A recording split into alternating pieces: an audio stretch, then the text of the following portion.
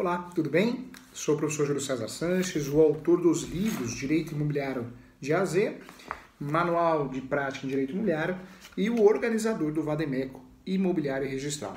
Vamos bater um papo aqui? A pergunta dentro da nossa pós-graduação é: professor Júlio, como que eu faço para suspender, Como que eu faço para cancelar um leilão? Então, vou trazer a resposta com muito carinho para você.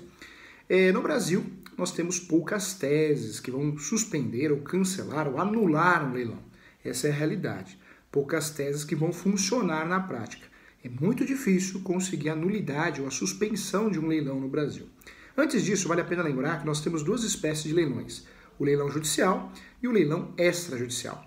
O leilão judicial é aquele leilão onde o bem imóvel, objeto do leilão, procedimento para transformar o bem em liquidez, em dinheiro, ele é feito em virtude de uma ação judicial, cobrança, execução, ação monitória.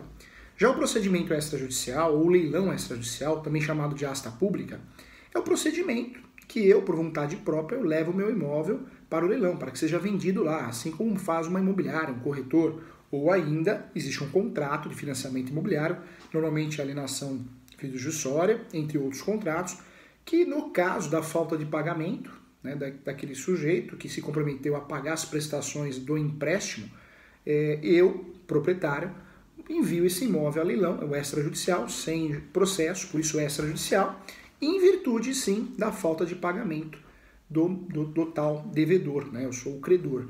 Então, também é uma modalidade.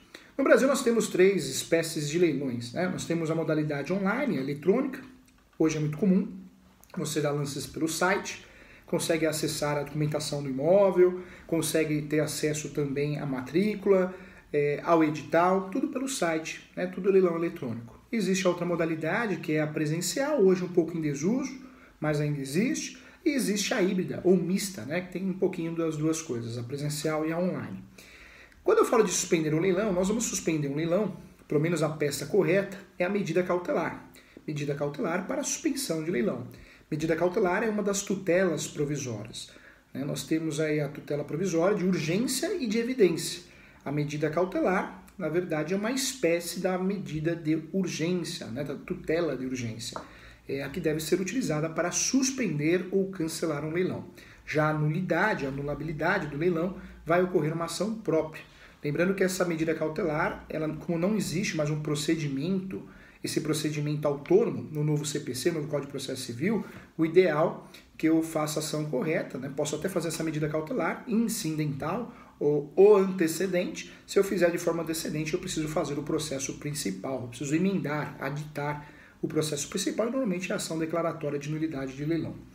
Quais são as teses hoje que vão funcionar no Brasil? Até eu já falei isso em outras aulas, Nós temos poucas teses que vão funcionar de fato. O imóvel foi arrematado por preço vil, a falta de notificação, intimação das partes, se existe casamento, precisa ser notificado os dois, normalmente é um só, a publicidade do edital, a publicação do edital, a desvalorização, a defasagem do preço de avaliação.